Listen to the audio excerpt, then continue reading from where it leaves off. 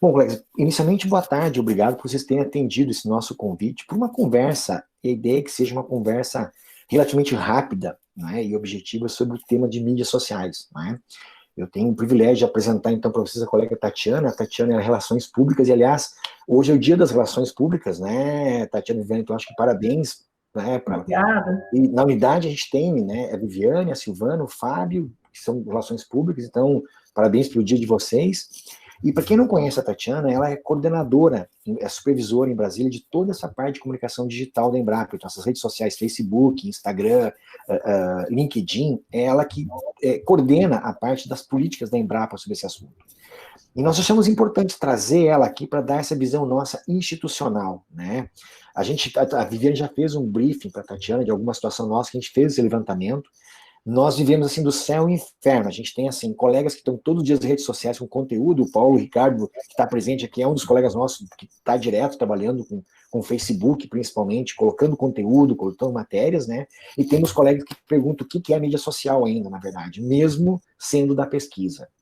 Isso, né, a gente tem que, nós estamos em um momento agora que cada vez mais a comunicação por mídias sociais, elas passam a ser fundamentais, mas precisa ser com estratégia, porque para a gente fazer bobagem em mídia social também não precisa muita coisa, né? É facinho, facinho.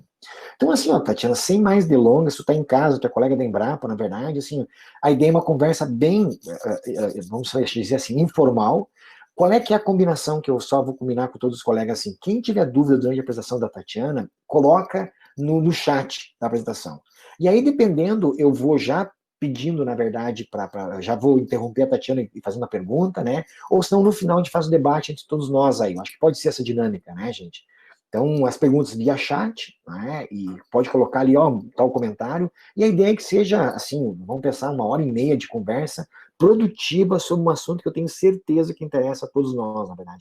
Então, Tatiana, é contigo. Fica à vontade aí. Obrigado por ter atendido o nosso convite, né? Tá bom. Boa tarde, chefe. Obrigada pelo convite. Eu me sinto muito honrada de estar falando com vocês, colegas analistas, pesquisadores, técnicos, gestores. Como o chefe falou, hoje é Dia das Relações Públicas. Eu sou Relações Públicas e trabalho na área de comunicação digital da Embrapa, né? E espero poder trazer alguma coisa bacana aí para acrescentar no conhecimento de vocês acerca desse tema, né? Vou compartilhar aqui a minha apresentação, não sei se vocês estão vendo aí, de tela cheia. Está Sim, aparecendo para vocês? sim. Tá, é que eu agora, quando eu coloco em tela cheia, eu não enxergo mais vocês, eu só enxergo a tela da apresentação. Então, qualquer coisa, vocês me chamam, que eu vou seguindo na sequência, e como o Dr. Marcos falou, qualquer coisa, ele me interrompe para a gente tirar alguma dúvida mais pontual que vocês têm, tá bom? Bem, vamos lá. Me apresentando rapidamente, então, como eu falei, eu sou Relações Públicas, eu sou aí da Terrinha também, eu nasci em Caxias, me formei em Caxias do Sul, na UX, né, em 1994, aí, em 95 até 2006, eu sempre trabalhei na área de comunicação, em 2006 eu entrei para a Embrapa, né, e daí, então, para frente, muito voltada para trabalhar na área de eventos, tive uma experiência de trabalhar no cerimonial do ministro da Agricultura por 3 anos, trabalhar no gabinete do presidente também por 3 anos, e atualmente estou na comunicação de novo, nesse novo desafio aí da comunicação digital, que é o futuro da comunicação, né? A gente sabe que, aliás, é o futuro de tudo, né? A gente sabe que não tem como escapar, então, para mim, além de ser uma experiência de supervisão, está sendo também um grande aprendizado, uma frente da comunicação aí que se fortalece cada vez mais, né? Para a nossa apresentação aqui, para a nossa conversa de hoje, eu fiz esse roteiro, mais ou menos, né? Já nos apresentamos, e gostaria de trazer para vocês algumas coisas em relação a mídias sociais em geral, explicando a diferença entre mídias e redes, dados de mídias sociais no Brasil e no mundo, dados das nossas redes sociais da Embrapa, que é onde a gente chega, onde mais nos interessa, as principais características de cada mídia social que a gente trabalha, aí eu foquei em cima das que a Embrapa está atuando hoje, né? E falar um pouco de algoritmos, que todo mundo ouve falar, né? E são as regras do jogo mesmo nas mídias sociais, e dar algumas dicas, assim, algumas orientações, ou, enfim, algumas informações sobre gestão de conteúdos, né? além de tendências. E tendências, quando a gente fala em tendências em mídias sociais, a gente fala sempre em tendências em curto prazo, tá? Nesse mundo a gente não pode fazer previsão a longo prazo, não. Então, é sempre tendência num cenário, assim, de um ano e pouco, porque todo mundo muda muito rápido nesse cenário, tá? E o espaço para perguntas e troca de ideias, que a gente, a princípio, está deixando para o final, mas se tivermos alguma coisa mais relevante para conversar durante a apresentação, não tem problema nenhum, a gente vai conversando, tá? Bem, essa lâmina aqui é uma coisa que já está ficando meio clichê, que é a gente falar em era digital, revolução digital, mas só para a gente poder começar, então, a nossa conversa aqui, a gente tem sempre essa questão da gente falar de eras que a gente viveu na humanidade, né? Então, a gente teve, mais recentemente, a era agrícola, a era industrial, e sempre são grandes mudanças, né? São mudanças que fazem toda uma mudança uma transição de conceito, de maneira de pensar, de produzir e de viver a vida, né? E, mais recentemente, a gente está na era da informação para a era digital, né? Que nesse ano de 2020 foi extremamente acelerada por conta da pandemia, né? Nosso relacionamento, este ano especificamente, basicamente é virtual com todos os nossos públicos, sejam internos ou externos, né? E mesmo antes da pandemia, a gente já tinha, né, uma questão, assim, crescente em relação a isso. Eu acho que a pandemia, ela só acelerou e meio que colocou, assim, né, um reforço naquilo que já existia. Então, nesse contexto todo, em que a gente fala em digitalização, em transformação digital, conversar com as pessoas se tornou um processo bastante digital também, e que a gente faz basicamente por meio de mídias sociais, né? As mídias sociais tornaram-se o nosso principal meio de comunicação, seja qual for o público, hoje em dia, né? E aí, quando eu falo em mídias sociais, eu estou falando em diferentes plataformas, eu não estou falando só em rede social, Facebook, Instagram, mas a gente tem aí YouTube, a gente tem essas próprias ferramentas que a gente usa para fazer reuniões, sejam reuniões de equipes pequenas ou eventos grandes, que são consideradas mídias sociais, né? Então, eu chego aqui nos nossos conceitos básicos, né? A diferença entre mídias sociais e redes sociais, não sei se todo mundo sabe, mas mídias sociais a gente classifica como as plataformas que nos permitem criar interação com outras pessoas, grupos ou organizações. Então, esses exemplos que eu já citei, Instagram, Twitter, YouTube, WhatsApp, entre outras. Então, mídia social, o nome já diz, mídia, meio, né? Então, é o meio que nos permite fazer interação com outras pessoas, seja como for, né? Seja online, seja streaming, seja qualquer outro tipo de coisa ao vivo ou não ao vivo, a gente considera como mídia social. Já a rede social, ela é um conjunto de conexões que a gente estabelece dentro de uma plataforma. Então, as pessoas com quem a gente interage, né? Então, a mídia social seria o Facebook, e a rede social seria o meu perfil, por exemplo, Tatiana Martins, dentro do Facebook. Então, ali eu tenho a minha rede, tenho os meus amigos, tenho os grupos que eu participo, né?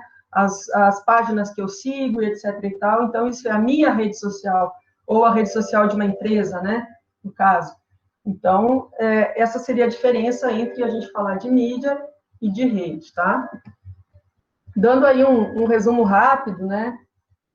Um histórico rápido da gente falar da linha do tempo das mídias sociais, elas surgiram mais ou menos por volta do final da década de 90, né? Então, não é um fenômeno tão antigo assim.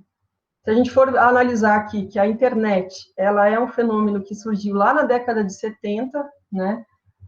As primeiras experiências com a internet, na verdade, começaram em 1969, ainda no tempo da Guerra Fria, né, com a área militar, principalmente nos Estados Unidos, né, criando interligação entre computadores, o que eles chamavam de ARPANET, né, que era uma interligação entre computadores militares para fazer troca de informações.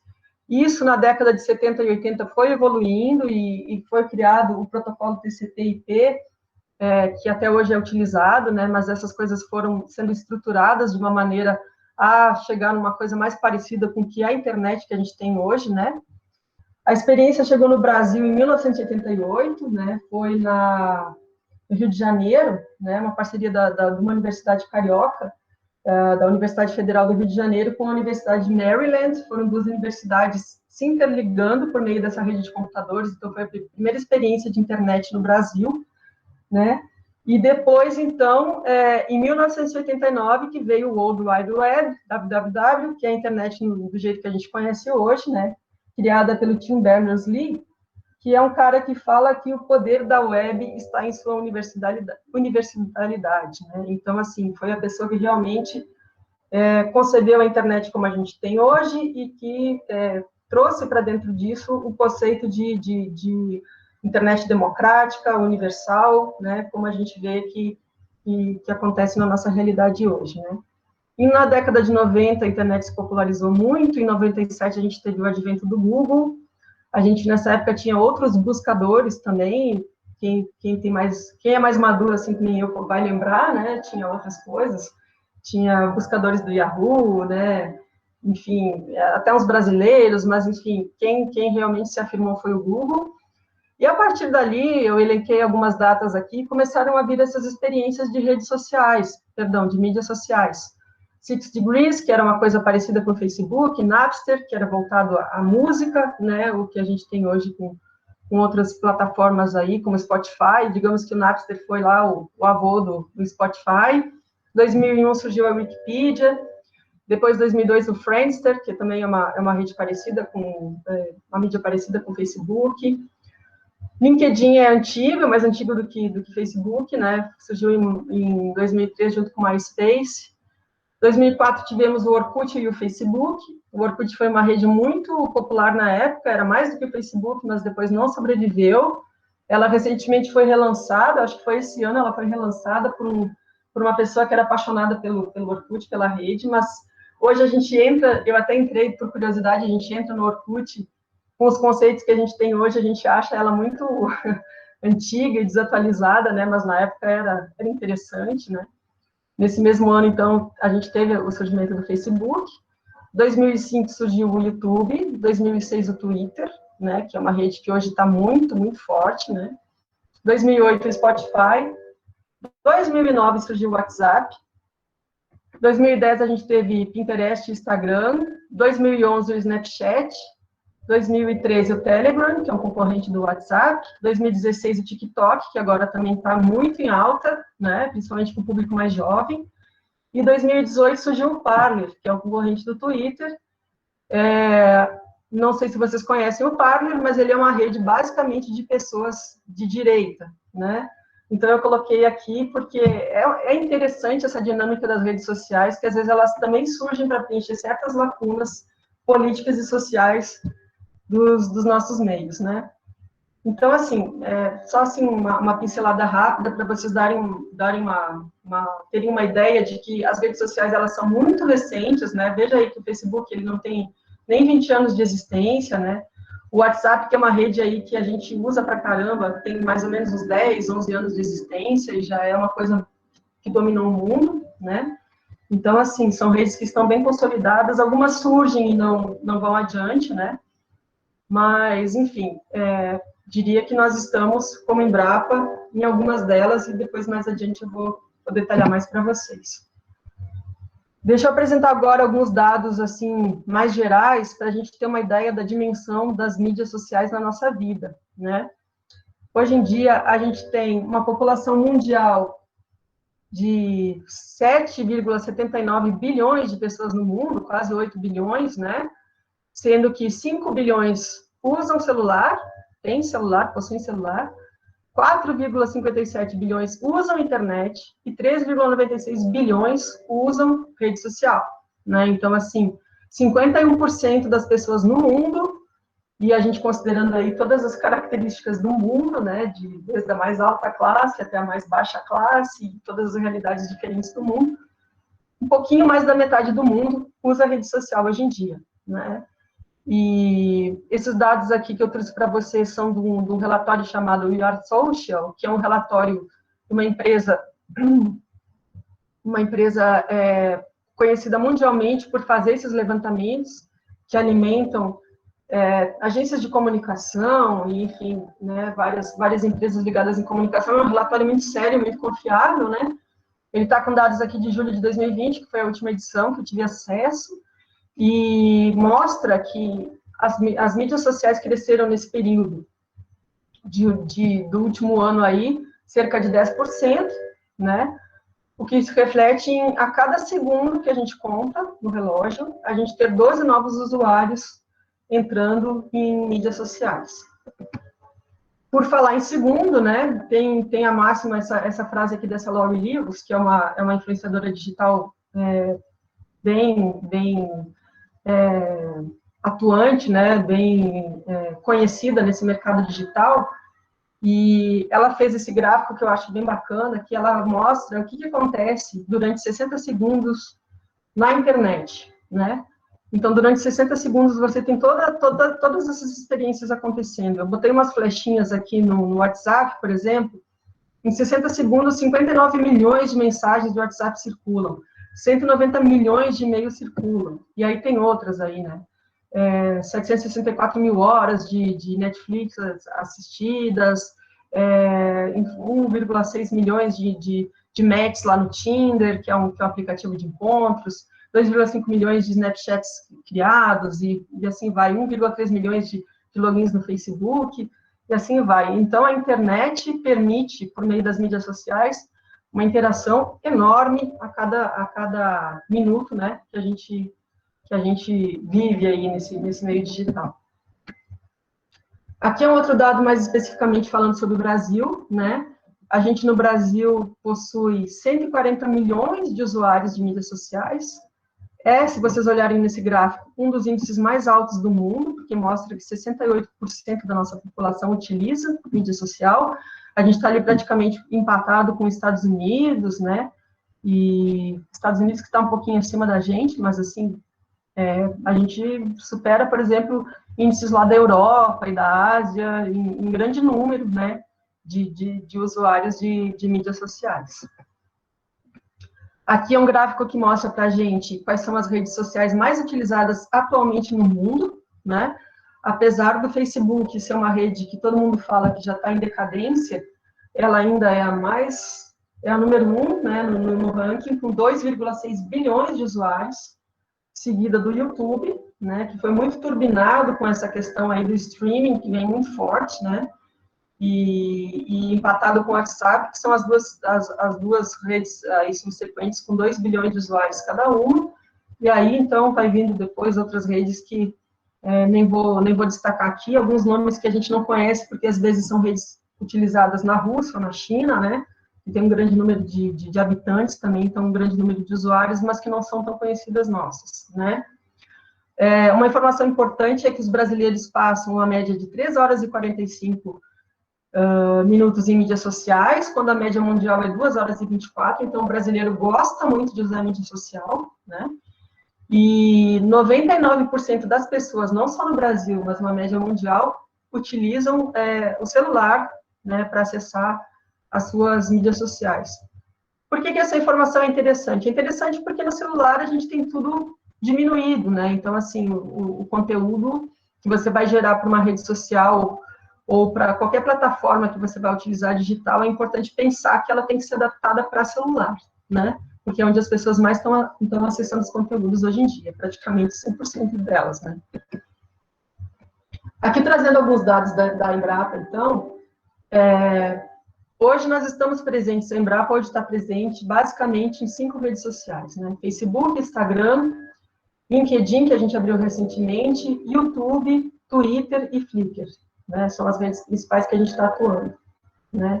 A nossa atuação nas mídias sociais começou em 2012, foi a partir de uma experiência no Facebook, com o perfil agrosustentável, que foi criado na época para dar suporte a algumas ações da Rio Mais 20, né, que foi um evento grande, que a Embrapa participou, um evento mundial, né, realizado no Rio de Janeiro, e desde então a gente tem essa atuação no Facebook, ela passou a ser com um perfil corporativo depois, né, recentemente a gente teve a experiência do Instagram também e do Twitter. O YouTube também é um pouco mais antigo, né, porque já tinha a questão de armazenar vídeos lá, e por conta dos programas que a gente produz também. Mas é uma rede que esse ano, assim, aumentou os seguidores de uma maneira geométrica, né, por conta das lives e dos conteúdos que a gente está colocando lá, né? Eu digo a gente, nós, sede, vocês, unidades, todos, né? Utilizando o nosso canal lá para transmissão e armazenamento de conteúdos, né? Então, dando números bem rápidos aqui, eu coloquei um print da nossa, da carinha de cada um dos nossos perfis aí, ou páginas em redes sociais, né? E eu gostaria de comentar com vocês mais ou menos o foco que a gente segue em cada uma delas, né? Então, no Facebook, o foco dos nossos conteúdos no Facebook, ele é em pesquisa, tá? E aí a gente está conversando muito no Facebook com o público do Facebook, tanto do Instagram, são públicos parecidos, mas a gente conversa alguma coisa de produtor rural, muita coisa de estudante, né? Muita coisa de academia e alguma coisa de público urbano, tá? O Instagram é um público parecido com o do Facebook, mas eu diria que mais urbano ainda do que o Facebook. O Facebook ainda tem mais gente do setor produtivo, né? E aí o nosso foco, então, ali é pesquisa, então a gente pode falar em tecnologias que estão em desenvolvimento, ou já de resultados, lançamentos, e de serviços, como eventos ou outros, né? Então, assim, a gente tem divulgado muito no nosso Facebook e no nosso Instagram também, que tem uma linha parecida. A gente tem divulgado muito as nossas lives, os nossos cursos, né? Essas coisas todas, principalmente agora neste ano de 2020, que estão sendo, assim, uma demanda muito grande, né? Que tá sendo colocada nas nossas redes aí, tá? No Instagram, então, só complementando, a gente tem foco mais em conhecimento, né? E soluções, e como que isso impacta da vida das pessoas. Por quê? O Instagram é uma rede mais prática, né? As pessoas querem saber como que aquilo modifica a vida delas. Então, assim, quando eu falo que quando a gente fala que a gente lançou uma nova variedade de uva, por exemplo, o que isso vai impactar na minha vida, o que vai impactar na minha saúde, vai ser algo que eu vou conseguir adquirir de uma maneira mais acessível, eu vou encontrar no meu supermercado, ela tem algum diferencial de vitamina, ela é boa para combater alguma doença, enfim, é isso que a gente tem, é essa visão que as pessoas têm mais no Instagram. Não estou falando só de Embrapa, mas estou falando no Instagram em geral. As pessoas buscam no Instagram muita coisa da imagem e a coisa da aplicação que aquilo tem para a vida delas, né? O Facebook, ele permite a gente ter um contexto mais, digamos assim, detalhado das coisas, você pode explorar textos maiores e tal. O Instagram não, ele é mais visual e mais prático, né? No nosso Facebook, hoje, a gente está com 157 mil seguidores, e no nosso Instagram, a gente tem 186 mil seguidores. O Twitter, não sei se é uma rede que todo mundo tem aqui, né? Facebook e Instagram, geralmente, todo mundo tem. Quem não tem, os dois, pelo menos tem um dos dois, né? São as redes mais populares. O Twitter não é todo mundo que tem, mas quem conhece, quem tem, sabe que o Twitter é uma rede bem pulsante, né? É uma rede onde a gente fica sabendo das coisas que estão acontecendo no mundo, né? É uma rede que trabalha muito essa questão da informação, da notícia. Então, é uma rede bastante apreciada pelas lideranças, né? Não só lideranças do agro, mas lideranças em termos gerais, lideranças políticas, lideranças empresariais, jornalistas, pessoal de imprensa. É uma rede que essas pessoas participam muito e apreciam muito, né?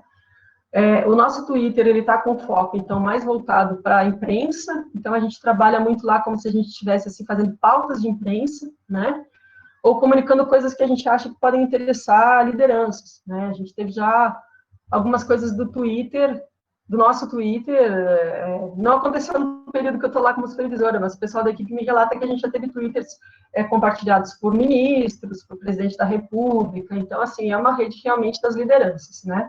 Atualmente, a gente está com 48 mil seguidores no Twitter, tá? O LinkedIn, que é a rede que a gente abriu este ano, em outubro, ela é bem novinha, né? Ela tem 58 mil seguidores atualmente, né? Na verdade, esse perfil da Embrapa, ele já existia há algum tempo, já tinha sido criado, mas não estava ativado, então, por isso que ele já tinha um número de seguidores ainda já formado antes desse lançamento em outubro, né? A gente não adquiriu todos esses seguidores de outubro para cá, já existia ali um número de seguidores, mesmo com a página ainda sem conteúdos, né? A gente ativou ele agora em outubro, a gente estreou com um artigo do presidente da Embrapa, do Dr. Celso, né?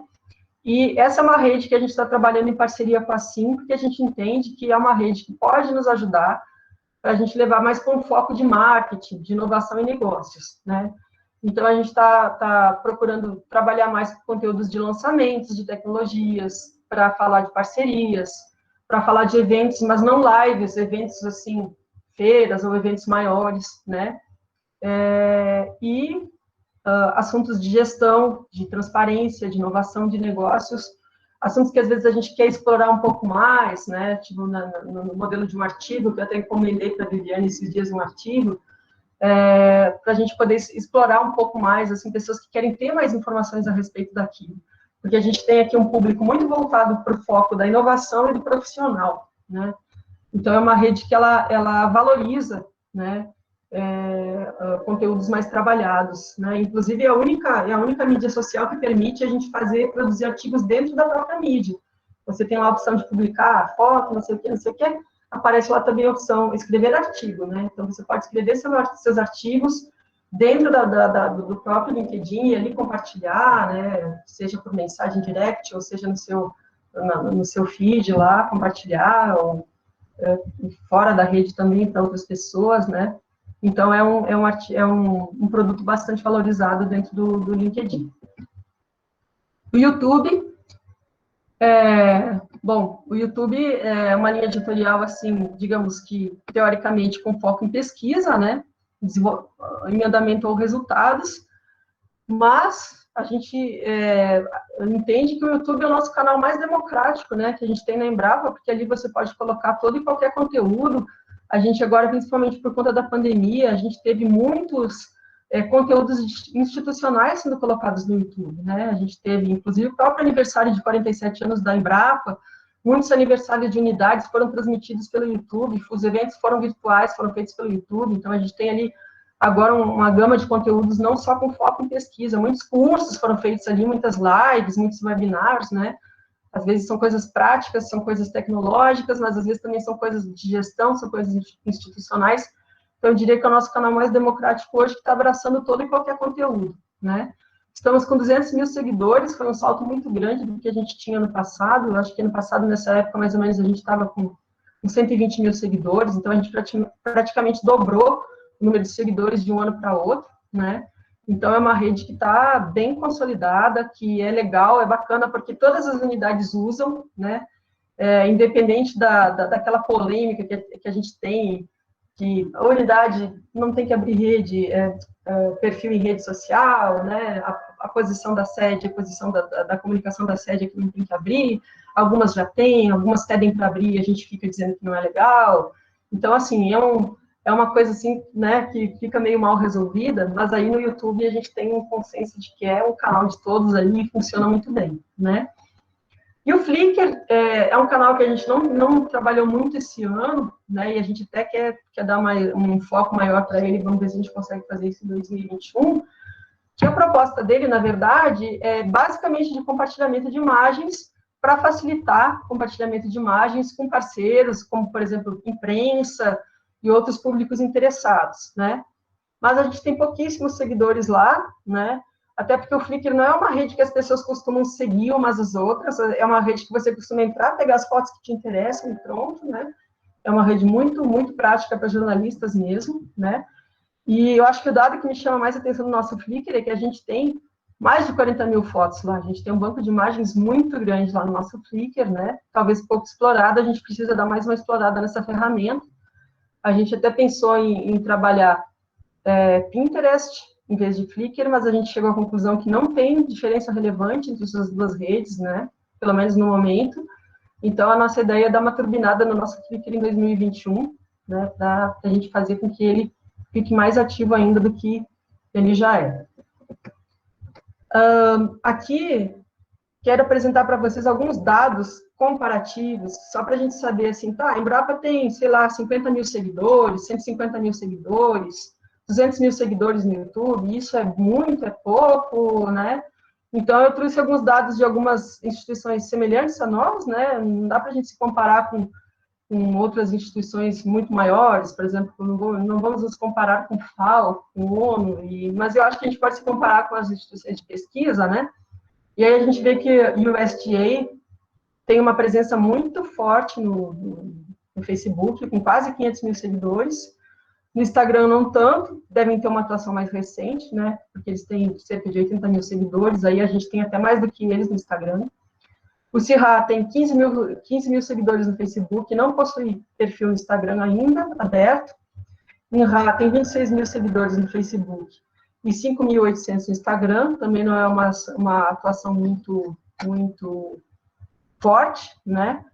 Essas instituições, elas não possuem perfis de unidades, elas possuem perfis corporativos mesmo, e o que me chamou a atenção é que o USDA, ele trabalha muito com grupos dentro do Facebook. Então, eles montam grupos dentro do próprio perfil da página do USDA para tratar de assuntos específicos, né? Sobre uma cadeia específica ou de uma região específica. Achei até interessante a experiência deles. Já o INIA, ele possui, sim, perfis mais segmentados, mas aí, no caso deles, está segmentados por países, porque eles atuam em países diferentes.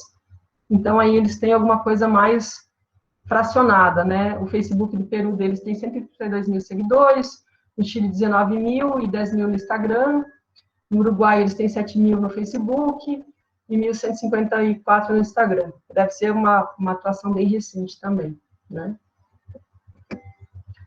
Aqui é um quadro comparativo de algumas plataformas e digamos que a Embrapa está presente nessas todas aqui, Facebook, Instagram, LinkedIn, Twitter, YouTube e WhatsApp, tá? Então, esses dados de usuários a gente meio que falou um pouquinho, mas só reforçando, né? Facebook em primeiro lugar, YouTube e WhatsApp em segundo e terceiro lugar, depois a gente tem Instagram já com 1 milhão de usuários no mundo, LinkedIn, apesar de ser uma rede mais antiga, como a gente viu lá na tabela, mais antiga que Facebook e Instagram, tem 260 milhões de usuários, Twitter 320 milhões. Né? Aqui a gente pode ver a faixa etária das redes, né? Então, a rede mais democrática mesmo em termos de faixa etária é o YouTube, né? Porque todo mundo assiste YouTube, né? Hoje em dia a gente sabe que TV aberta está caindo, TV por assinatura está caindo, tende a cair cada vez mais, né? O futuro da televisão, o futuro dos conteúdos de vídeo é o streaming e o YouTube, né? Ele está liderando essa frente aí, né? Os propósitos de cada rede, né? Então, assim, o Facebook tem como propósito principal construir relações, né?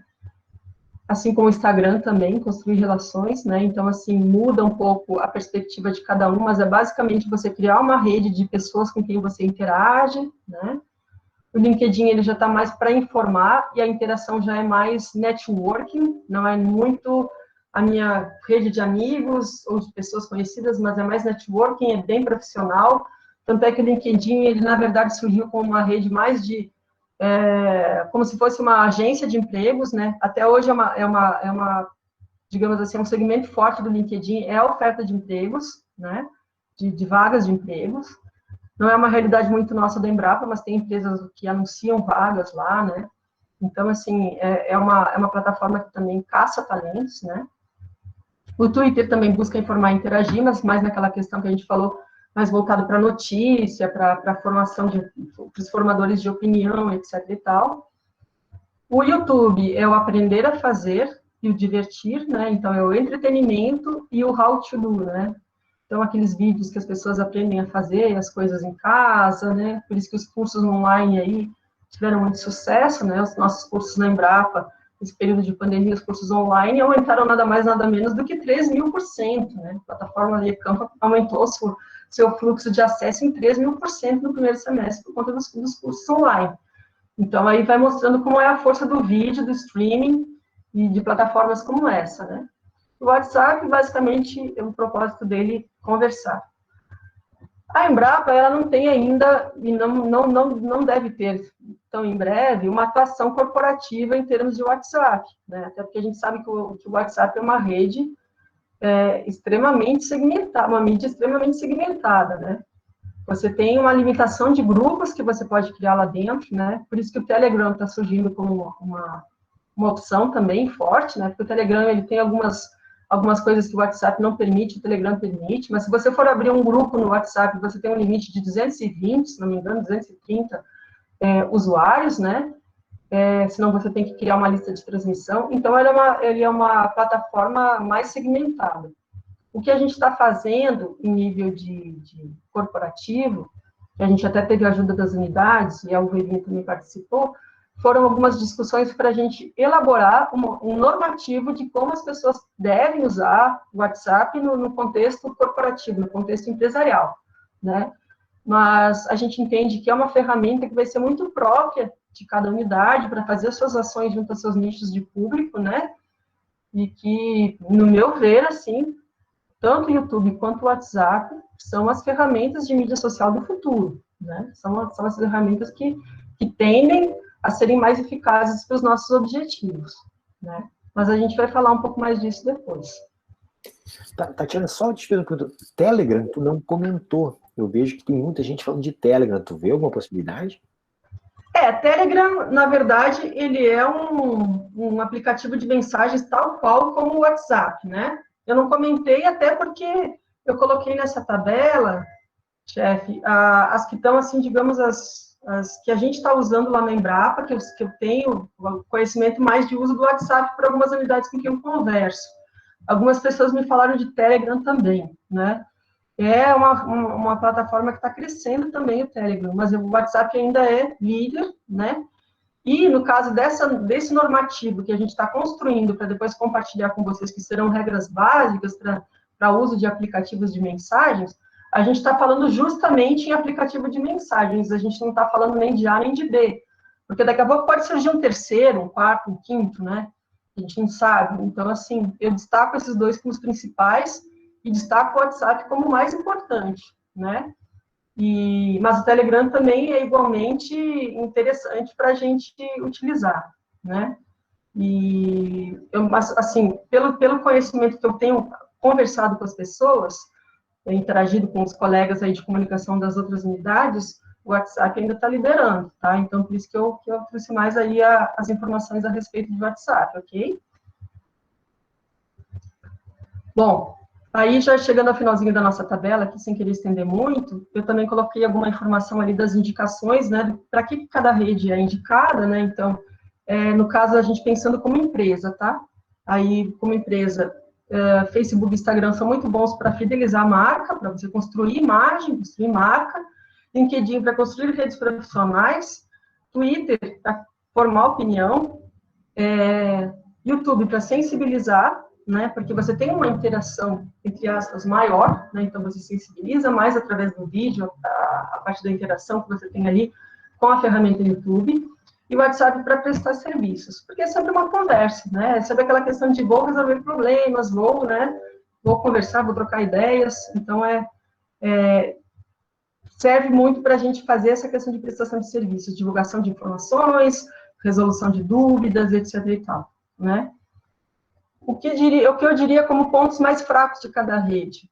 No Facebook, a busca, a ferramenta de busca do Facebook não é muito boa. Às vezes você pesquisa um assunto lá, ele não te traz de primeiro o que você quer, né? E é uma coisa que eles estão melhorando, né? Que eles estão trabalhando para melhorar. Eles estão começando a utilizar alguns recursos parecidos com o do Google para melhorar essa busca.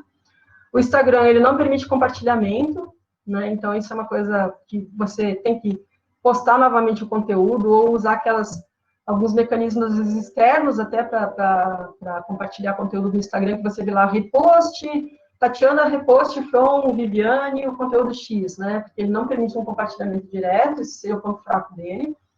O LinkedIn, ele não é muito bom, o ponto forte dele não é a interação, tanto é que você vê que às vezes a gente coloca um post lá, uma postagem do conteúdo super interessante, não tem um número muito grande de likes, mas tem um número muito grande de impressões, que eles chamam de impressões das visualizações, né? Você, como administrador lá, você vê que teve, sei lá, 50 mil impressões, mas teve 500 likes, né? Então, não é uma rede que as pessoas interagem muito, elas leem muito, olham muito, acessam muito conteúdo, mas elas não são muito de interagir, de comentar.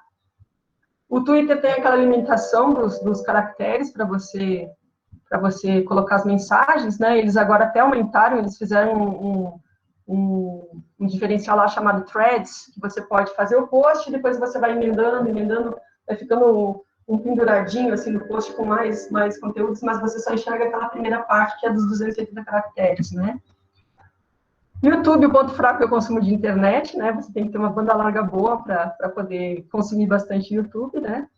E o WhatsApp, o ponto fraco é o cadastro de número, né? A pessoa tem que permitir que você utilize o número dela. Se você quer montar uma lista ou um grupo no WhatsApp ou no Telegram para transmitir conteúdos da Embrapa ou de qualquer uma pessoa que seja, você tem que ter autorização da pessoa para invadir o número dela e passar aquela mensagem, né? Então, esse seria o ponto fraco do WhatsApp. Bem, vamos lá. Continuando, então, eu estou falando de algumas coisinhas meio técnicas, mas que eu acho que é importante vocês conhecerem, para a gente chegar depois lá na frente. Algoritmos, estão falados algoritmos, né? A gente ouve falar aí que a mídia social X, o algoritmo dela favorece tal coisa, né? É verdade, né? Hoje em dia a gente possui a gente possui mídias sociais, que são todas gerenciadas por algoritmos, que nada mais são do que um conjunto de fatores, uma fórmula matemática, né? Um conjunto de fatores que buscam levar para cada um dos seus usuários as experiências que eles mais querem ver. Em resumo, eles encontram um jeito de fazer a gente ver o que a gente gosta de ver, para a gente cada vez ficar mais interagindo naquela rede, né? Cada vez mais bem lá dentro, cada vez passando mais tempo lá dentro, cada vez mais consumindo conteúdo, consumindo publicidade, e enfim, né? É um mercado, né? A gente está ali num grande mercado, na verdade, né? Então, essa fórmula que está por trás dessas mídias sociais é que faz com que um determinado conteúdo ganhe destaque no feed dos usuários, né? De acordo com o que aquela rede valoriza, né? Então, assim, não é à toa que os conteúdos aparecem para a gente da forma que aparecem, né? Então, acho que muitos de vocês já devem ter tido a experiência de se sentir meio que espionado, né? Porque você vai lá no Google e pesquisa alguma coisa no Google e daqui a pouco está aparecendo um anúncio daquela coisa que você pesquisou no seu Facebook, né?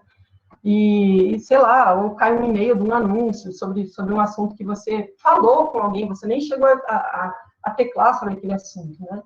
Então, isso é resultado dos algoritmos e do monitoramento que a gente tem forte, grande, né, das mídias sociais em cima da gente, né? Daquelas que a gente entra, né, e que a gente concede, né, que usem os nossos dados, e que eles acabam fazendo isso mesmo, né? Eles acabam explorando os nossos dados, usando os nossos dados para mostrar aquilo que a gente quer ver e para nos impulsionar a consumir cada vez mais aquilo que a gente quer ver e aquilo que a gente, às vezes, quer comprar e às vezes nem quer comprar, mas acaba comprando, né?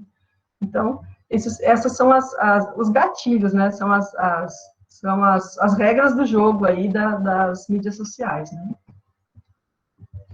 Cada mídia social tem as suas características, como eu falei, que são mais valorizadas. Mas, em linhas gerais, um algoritmo sempre vai contemplar esse tipo de coisa aqui, ó. O interesse dos usuários, né? O conteúdo interessa aquele nicho de público que está dentro daquela rede? É um conteúdo bom? Então, esse conteúdo ele vai ser impulsionado. A qualidade e a atratividade dos conteúdos é uma característica parecida. A periodicidade de postagens. Essa pessoa, essa empresa, é uma empresa, tem um perfil que posta com regularidade, posta uma vez por dia, posta uma vez por semana. Às vezes é melhor você postar menos, mas postar com uma periodicidade, do que postar muitas coisas num dia e depois passar 10 dias sem entrar na rede, né? Então, aquela sua presença constante na rede, mesmo que numa periodicidade menor, é interessante também para o algoritmo. A frequência e o tempo que é utilizado na plataforma, claro que quanto mais melhor. O quanto que você interage com os seguidores, né? Então, você jogar um conteúdo na rede e receber um monte de like é legal, mas se você interagir com os seus seguidores, responder comentários, seguir de volta essas pessoas, você também sobe pontos no algoritmo, né? E a temporalidade de conexão com temas relevantes. Então, você está ligado no que está acontecendo nas mídias sociais, de repente trazer alguma coisa sua para contribuir com aquele tema, né? Isso também te faz subir no conceito do algoritmo aí. Produzindo conteúdos eficazes. Então, já chegando na parte de conteúdos. Considerando aí que a gente tem esses algoritmos que nos dizem o que é mais valorizado em cada rede, né? Como é que eu vou produzir conteúdo legal para a minha rede social, né? Bom, primeiro a gente tem que pensar o que a gente quer comunicar. Quem eu sou? Quem é a minha persona? Né? Eu não sei se vocês já ouviram falar nesse conceito de persona. A gente falava, eu que sou relações públicas, as relações públicas aí das unidades também sabem. Todo mundo sabe, hoje em dia é um conceito bem comum. A gente falava e fala muito em público-alvo, né? Público-alvo é aquele público que a gente quer atingir. Só que no meio de mídias sociais, a gente fala também muito em persona, né? Então, persona, temos dois tipos de persona aqui nesse contexto digital. Persona, a minha persona, e a persona de quem eu quero atingir, tá? Então, a persona, ela é mais ou menos uma representação fictícia de quem eu sou ou de quem é o público que eu quero atingir, né? Então, assim, como é que eu colocaria a Embrapa numa persona? Se eu fosse imaginar a Embrapa como uma pessoa, né? Como que ela seria? Né? Aí eu começo a escrever algumas características. Acho que ela seria assim, quais seriam os valores que ela teria, acho que ela seria provavelmente, para mim, ela seria uma pesquisadora, ou um pesquisador, né? Com alguns princípios ali de ética, né? Dessa busca pela verdade, né? Dessa questão de querer descobrir coisas novas, de buscar soluções para problemas da agricultura, enfim, a gente poderia elencar uma porção de coisas assim pelas quais a gente caracterizaria a persona da Embrapa, né? Então, isso é importante quando a gente for trabalhar em redes sociais. Quem eu sou aqui nessa rede social? Né? Eu sou a Tatiana, analista da Embrapa, Relações Públicas, que gosta de falar sobre comunicação. Então, é isso que eu vou ter, é essa imagem que eu vou passar nas minhas redes sociais, e a partir dessa minha imagem, desses meus conceitos, desses meus valores, que eu vou buscar interagir com as outras pessoas nessas redes sociais. Né? Então, aí eu tenho essa tríade. Quem eu sou, o que eu quero dizer, a partir dos meus princípios, a partir daquilo que eu me defino, né? E para quem que eu vou dizer, né? Não adianta eu falar de comunicação para pessoas que não se interessam por comunicação. Não adianta eu falar de pesquisa para pessoas que não se interessam por pesquisa. Agora, o jeito que eu digo as coisas pode interessar outras pessoas. Então, o que eu quero dizer, a forma que eu vou dizer, é bem importante, né? Eu, como analista de comunicação, eu posso querer conversar só com os meus pares, é isso aí, eu quero conversar com outras pessoas que sabem o que é comunicação, é isso que eu quero. Ou eu, como pesquisador, eu quero conversar com meus parceiros aqui que trabalham na mesma área de pesquisa do que eu, é isso que eu quero, beleza, fica mais fácil. Agora, de repente, eu tenho um desafio que eu quero levar conceitos de comunicação para pessoas que não são da área de comunicação. Então, como que eu vou fazer isso? Eu tenho que fazer uma linguagem diferente, eu tenho que fazer uma linguagem facilitada, eu tenho que fazer com que essas pessoas entendam coisas que para mim são óbvias, mas que para elas são muito técnicas, né? Então, aí eu começo a trabalhar a questão de como escrever, né? Eu já sei bem como que eu quero me apresentar, eu já sei o que eu quero dizer e para quem que eu quero dizer, né? Aí, se eu quero dizer para pessoas que têm um nível de conhecimento igual ao meu, vai ser fácil, eu não preciso adaptar muito a minha linguagem, eu vou conversar de uma maneira muito facilitada, muito tranquila. Eu posso usar meus jargões, eu posso usar minhas expressões de linguagem aqui que as pessoas vão me compreender. Agora, se eu começo a querer conversar com um público que ultrapassa, digamos, o meu nicho, né, a minha bolha, eu quero conversar com pessoas do público urbano, eu quero conversar com aquele produtor rural mais simples, ou com pessoas para quem eu quero passar esses meus conceitos, eu já preciso pensar numa outra linguagem, né? E aí, quando a gente fala em mídias sociais, e eu acho que a gente fala em geral também, eu tenho uma opinião, que talvez vocês compartilhem, que a gente está cada vez mais com preguiça de ler por falta de tempo. Então, a gente quer que as pessoas falem o que a gente quer escutar, o que a gente quer ler, em poucas linhas ou em vídeos curtos, né? A gente está recebendo todos os dias muito conteúdo, muita coisa para assimilar, então a gente quer que esses conteúdos sejam o mais sucintos possíveis, né? Então vem o desafio da gente falar usando poucas palavras ou poucos minutos de vídeo, e ao mesmo tempo a gente conseguir transmitir bem a nossa mensagem de uma forma que seja atraente, atrativa para essas pessoas que vão consumir essa mensagem, né?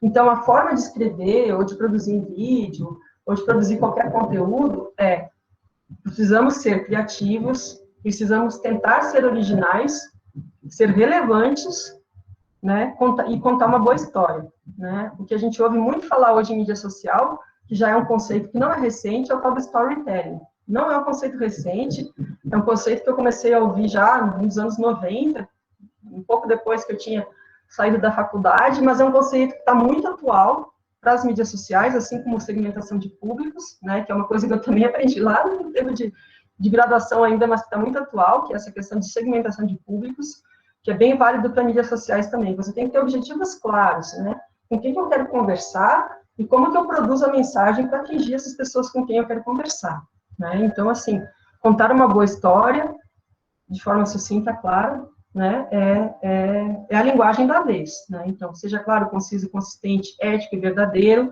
aceite opiniões, corrija, melhore, repita o que funciona, use linguagem cidadã e linguagem inclusiva, e customize o conteúdo para cada mídia social, né. O Facebook e o Instagram, eles têm linhas editoriais, que a gente trabalha na Embrapa, e que as pessoas trabalham nos seus perfis também muito parecidas. Mas o que você usa no Facebook pode até servir para o Instagram, mas não vai servir para o LinkedIn, não vai servir para o YouTube, não vai servir para outra rede mais específica, né? Então, a gente tem toda essa questão de pegar um tema e saber adaptar ele para as diferentes redes, para as diferentes linguagens, por isso a segmentação de público, né? Para que ele funcione. E aí você vai entender por que um mesmo conteúdo, falado de formas diferentes, em mídias diferentes, funciona. Porque ele foi bem adaptado, porque ele foi bem colocado para aquele público daquela rede, né, daquela mídia. Algumas dicas gerais ainda sobre conteúdos. Busque identificação e interação, aproveite as oportunidades, celebre datas comemorativas, realize promoções, ofereça conteúdos úteis. Use encurtadores de links, quando você for compartilhar links. Tenha periodicidade das publicações, você pode criar uma agenda para isso, existem até ferramentas prontas para essas agendas. Responda rápido e sempre com respeito. Analise o desempenho das métricas, isso eu vou depois dar uma explicadinha melhor para vocês. Tenha um bom site por trás e direcione o público para lá, para o seu site. Diga aos usuários que os dados deles estão seguros com você e não dificulte o descadastramento. Vocês já devem ter ouvido falar, agora a gente está com essa questão da Lei Geral de Proteção de Dados, que já foi sancionada este ano, né? Já está valendo. Como a gente ainda não tem o agente regulador nacional, a gente ainda não está sendo multado por estar ou não adaptado à LGPD, mas alguns processos judiciais já estão acontecendo em relação a algumas empresas. Aquela pessoa que tem o seu dado pessoal colocado em algum cadastro, em algum mailing, pede para a empresa retirar, a empresa não retira, continua mandando lá sua propaganda e a pessoa entra na justiça dizendo, olha, eu pedi para retirar essa empresa, não retirou, e eu quero aqui um dano moral, sei lá, eu estou me sentindo prejudicada com esse tipo de assédio, né? Basicamente é isso, né? A Lei Geral de Proteção de Dados, ela se refere a uma empresa ter dados de seus usuários e fazer o tratamento correto desses dados. Assegurar para o usuário que aqueles dados só vão ser utilizados para aquilo que ele autorizou e assegurar para o usuário que, se ele não quiser mais receber ou interagir com a empresa, esses dados vão ser descartados, eliminados daquele mailing, daquele banco de dados da empresa, né? Então, a Embrapa, vocês devem saber, devem estar participando disso, a Embrapa ela está fazendo todo um trabalho aí de adaptação, né, para a Lei Geral de Proteção de Dados, tem um GT aí que está trabalhando com unidades centrais descentralizadas para buscar e montar um projeto de tudo que precisa ser feito para nós nos adaptarmos a essa realidade dessa lei, né? Ainda mais nós, como empresa pública, a gente não vai escapar de ter que se adaptar a essa lei. Então, esse processo está acontecendo, está em curso dentro da Embrapa. Vou falar aqui de algumas dicas mais específicas de cada rede, né, para a gente entender aquela questão do algoritmo mais voltada para cada rede e o que cada rede valoriza em termos de conteúdos, para vocês imaginarem como vocês podem, de repente, adaptar na prática dos perfis de vocês, ou quando vocês forem mandar algum conteúdo para a gente publicar nos perfis da Embrapa e etc. e tal, né? O Facebook. Facebook, ele é uma rede que permite textos mais longos, mas não muito longos, né? A gente não tem que exagerar, né? São, digamos, mais longos que o Instagram, mas, assim, coisa de a gente não fazer, assim, coisa de mais de que 3 parágrafos, né? As imagens no Facebook, elas agregam valor, você fazer um post só escrito, mas fazer um post com imagem, claro que a imagem vai performar muito melhor. Compartilhar posts de outras pessoas é legal, mas se você cria os seus conteúdos, é muito melhor, a rede valoriza muito mais isso, né? E fazer o upload de vídeos no Facebook também é muito bem-vindo, porque o Facebook, ele valoriza conteúdos nativos, conteúdos que são colocados lá. Por isso que ele gosta de pessoas que publicam conteúdos que não só compartilham, e pessoas que também baixam vídeos lá dentro, né? Isso por quê? Não porque ele acha legalzinho, é porque ele quer se consolidar como uma plataforma de vídeos também. Eu acho que ele tem pretensões de concorrer com o YouTube. Então, se você coloca vídeos lá, ele valoriza muito isso, você vai ganhar muitos pontos no algoritmo, com certeza, tá? No Instagram, o foco é totalmente na imagem. Tanto é que, se você postar uma imagem no Instagram e escrever um texto por cima, você já perdeu o ponto. Então, assim, o máximo que você deve escrever de texto por cima de uma imagem no Instagram é 20%, 30%. Se você escrever mais do que isso, ele já está fora do que o algoritmo do Instagram valoriza. Então, é legal você fazer só uma chamada, se você quiser fazer um post na sua rede social lá, coloca só uma palavra, um título, uma chamada, e escreve o resto da mensagem lá na parte que permite colocar texto, coloca um link na sua bio, que é a biografia, né, que eles chamam de bio, que é aquela parte em cima lá do perfil onde você preenche, mas não coloca muita coisa por cima da imagem, porque isso perde ponto no algoritmo do Instagram, tá? É legal fazer posts bonitos, com imagens, ele valoriza muito imagens inéditas, fotos, às vezes, fotos podem não ser tão bem feitas, mas se for uma foto sua, ele vai valorizar mais do que uma foto que você compartilhou de outra pessoa, que você pegou de outra pessoa mesmo com autorização, né? Hashtag é essencial no Instagram, né? Porque a hashtag é aquele mecanismo que permite você se conectar, as pessoas se conectarem àquele tema que você marcou lá. Então, por exemplo, se eu faço uma postagem falando sobre um lançamento de uma nova tecnologia aí da Embrapa Bem-vindo e coloco uma hashtag relacionada àquele lançamento, é um lançamento de uma nova cultivar, ou é um lançamento, sei lá, de alguma outra coisa que você sabe que tem pessoas interessadas naquele tema, se você coloca uma hashtag com o tema, aquilo tende a aumentar o número de pessoas que vão visualizar aquele seu conteúdo. A gente só não pode exagerar, tá? A Viviane e as meninas que participaram, aí o pessoal da comunicação da unidade que participou do ECOM, não sei se vai lembrar, mas nós tivemos uma palestra lá com o Paulo Rebelo, e ele falou uma coisa que a gente até faz na Embrapa, que um número de 4 ou 5 hashtags é um número ideal para a gente colocar numa postagem, porque se você começa a colocar muita hashtag, o que o Instagram entende? Que você já está exagerando, você já está querendo, como fala na linguagem das mídias sociais, você já está querendo ser biscoiteiro, você está querendo ganhar like, entendeu? Então, você está colocando muita hashtag para ganhar like e você não está querendo gerar necessariamente interação, né? Então, assim, 4 ou 5 é uma quantidade legal para colocar lá, você pode botar uma hashtag Embrapa, hashtag uva, hashtag vitivinicultura, que vai ser legal. Agora, botar uma lista de 40 hashtags, parece que vai ter resultado, mas não tem, tá?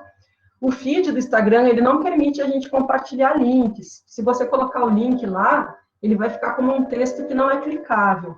Então, se você quiser usar um link para remeter para algum site, quero remeter lá para o site da minha unidade, ou lá para o meu canal no YouTube, você usa sempre aquela parte de cima do seu perfil, lá onde vai a fotinho, o que a gente chama de bio. Você coloca sempre o link lá, porque lá o link fica clicável, tá? Então, lá é o lugar para você colocar o link no Instagram. Bom, o Twitter, como a gente comentou antes, ele é uma rede de impacto. Então, assim, como ele tem um feed que permite textos curtos, você tem que usar frases de impacto. Hashtag também funciona muito bem no Twitter, tá? Eu falei ali dos threads, que você pode fazer um texto maior, mas usa só em último caso. Legal é quando você consegue fazer caber nos 280 caracteres mesmo, né? Observe as tendências. O Twitter ele tem uma parte lá que ele coloca de destaques, que é os assuntos que estão bombando no Twitter. Observa aquilo e tenta conectar com os teus temas, né? Tem alguma coisa desses assuntos que está bombando aí que eu posso conectar com os meus temas? Se tem, é legal eu falar disso, né? Então, falar de temas que estão em alta, se você conseguir reproduzir algum conteúdo com temas que estão em alta lá, é bem valorizado, tá?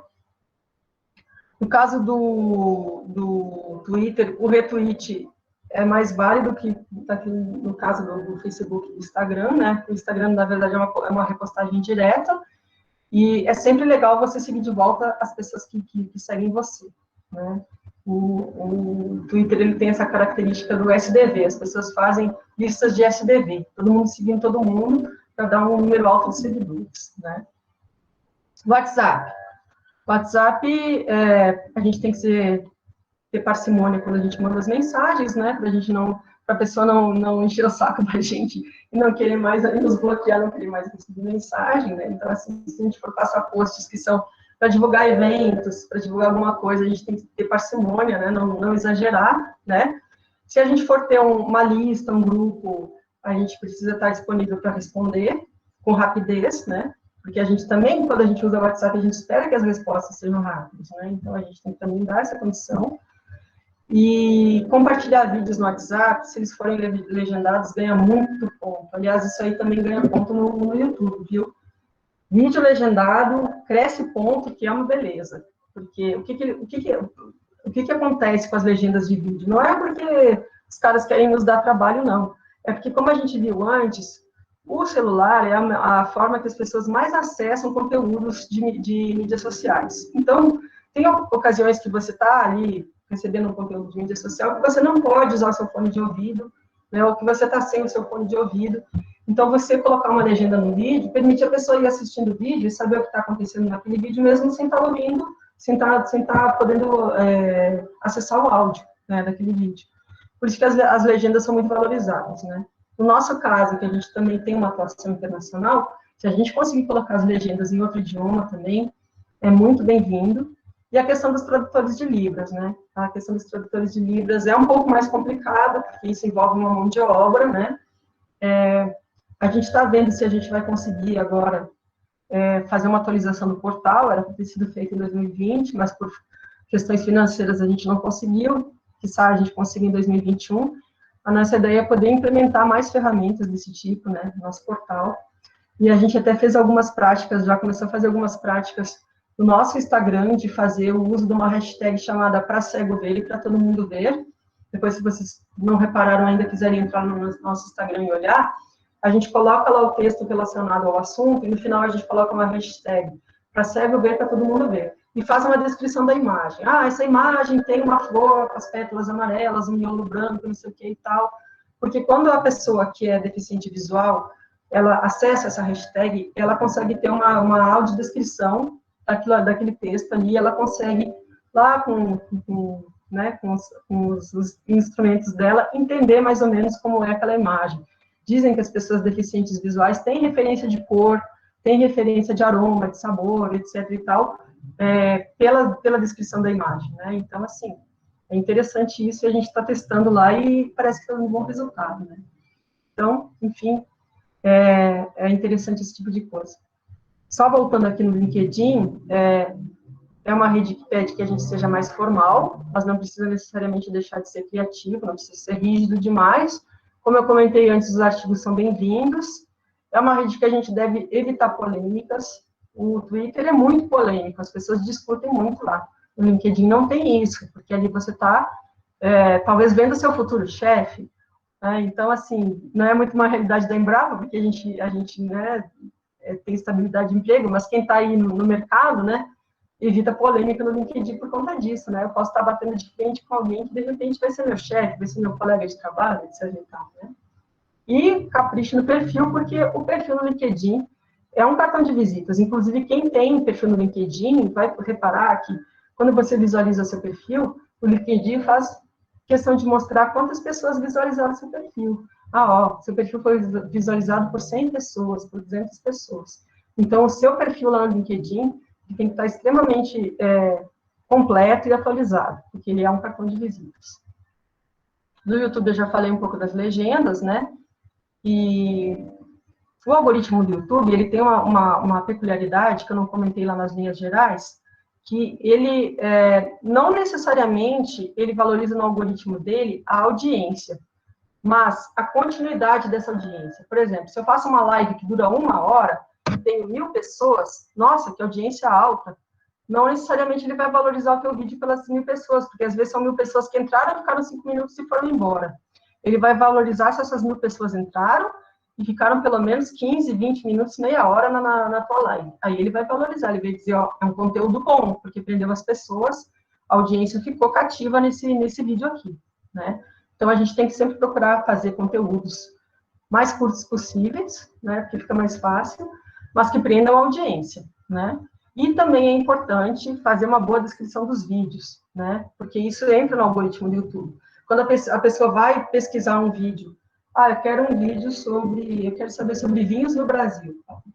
Se nós aqui na Embrapa Ouve Vinho, usamos lá na nossa descrição de vinho, de vídeo, alguma coisa que fala de vinhos do Brasil, pronto, a gente já vai subir lá nas pesquisas da rede, né? Então, a gente tem mais chance do nosso conteúdo ser absorvido e ser consumido. Então, a descrição de vídeo é bem importante. E uma coisa que eu acho bem legal de a gente colocar nessa descrição de vídeo é o link do site da unidade ou do site da Embrapa. Porque ali a pessoa pode despertar curiosidade para ler outras coisas mais, né? Sobre aquele assunto ou sobre a unidade mesmo, sobre a empresa, enfim, em geral, né? Aqui eu estou trazendo só uns exemplos para vocês, depois eu deixo a apresentação com vocês, se vocês quiserem pegar esses nomes, que são as páginas top do Facebook, top do Instagram. Veja que a página top do Facebook é a página do top Facebook. Porque as pessoas procuram essas páginas, tanto do Facebook quanto do Instagram, para saber o que o Facebook e o Instagram estão fazendo, para saber quais são as tendências, né? Então, ali elas têm um referencial do que está acontecendo. Se está acontecendo na página do Facebook, é porque deve ser tendência. Se está acontecendo na página do Instagram, deve ser tendência. Aí depois a gente tem outras coisas ali, como personalidades, né? O Cristiano Ronaldo aí, jogador de futebol, bombando, tanto no Facebook quanto no Instagram, né? Outras personalidades artísticas aí, time de futebol, grandes empresas, como Samsung e Coca-Cola, estão no top das cabeças aí. Uma pesquisa que eu fiz recente. Claro que se vocês pesquisarem daqui a um mês pode ter mudado já, né? Mas, assim, geralmente são esse tipo de perfis que bombam, né? São celebridades, as próprias redes sociais, as próprias mídias sociais, empresas de grande porte, etc., né? Empresas que lançam tendências. Aqui vocês podem reparar, eu coloquei aqui do lado um perfil que é de uma artista, que vocês veem que os posts parece que formam, né? Cada post forma um pedacinho de uma obra maior. Isso era uma coisa muito feita no Instagram. As pessoas postavam coisas que combinavam, assim, que formavam uma imagem maior. Isso já foi muito valorizado. Hoje em dia não é mais, por causa do imediatismo. É mais importante você postar logo do que você ficar trabalhando muito o seu conteúdo. A instantaneidade está acima da forma, hoje em dia, no Instagram. Pode ser que daqui a pouco seja diferente. Aqui tem alguns destaques de LinkedIn, Twitter e YouTube, tá? Aqui eu coloquei do Brasil, porque saiu essa semana, acho que foi semana passada, saiu os Top Voices no LinkedIn. Top Voices é uma escolha que o LinkedIn faz a partir de pesquisa na própria rede das pessoas que estão se destacando mais no LinkedIn, que são influenciadores. Então, aqui a gente tem esses aqui, eu trouxe aqui o nome dos 5 primeiros aqui, que são os mais recentes. Então, vejam aquela questão que eu falei lá na frente, de diversidade. A gente tem que ter linguagem, pensando em diversidade e inclusão. A pessoa que está mais top voice esse ano no LinkedIn é essa moça aí, Adriana Barbosa, que é a CEO e idealizadora dessa Feira Preta, que é uma feira que visa a inclusão racial, né? E aí a gente vê depois ali outros assuntos, que é recrutamento, que é bem típico do LinkedIn, vendas, nutrição, né? Aqui, ó, aparece em 5º lugar, a analista de diversidade da Suzana. É outra pessoa ali preocupada com essa questão de diversidade, que está vindo muito forte. Tem gente que gosta, tem gente que não gosta, mas é uma tendência muito forte nas mídias sociais, e a questão da inclusão de gênero, raça, diversidade, né? Aqui alguns exemplos de perfis top no Twitter. Também são celebridades, né, políticas ou artísticas, e aqui alguns canais top no YouTube, alguns canais que não são nem muito conhecidos, mas veja que são canais, em sua maioria, indianos, porque a gente está vendo um boom no cinema indiano, dos conteúdos indianos, né, e claro, é um país muito populoso, quer dizer, então, assim, só naturalmente eles mesmos consumindo os conteúdos deles, eles já dão uma alta audiência, né, desses canais, mas não são muito conhecidos nossos. Já estou chegando no final, tá, gente? Falo demais. Aqui eu trouxe agora, já estamos entrando aqui na parte das tendências. não é alguma coisa que nos influencia diretamente, essa questão de e-commerce, mas eu acho que são dados interessantes para a gente refletir até no que isso respinga na gente, né? Nesse período de pandemia, a gente viu um acréscimo muito grande do e-commerce, né?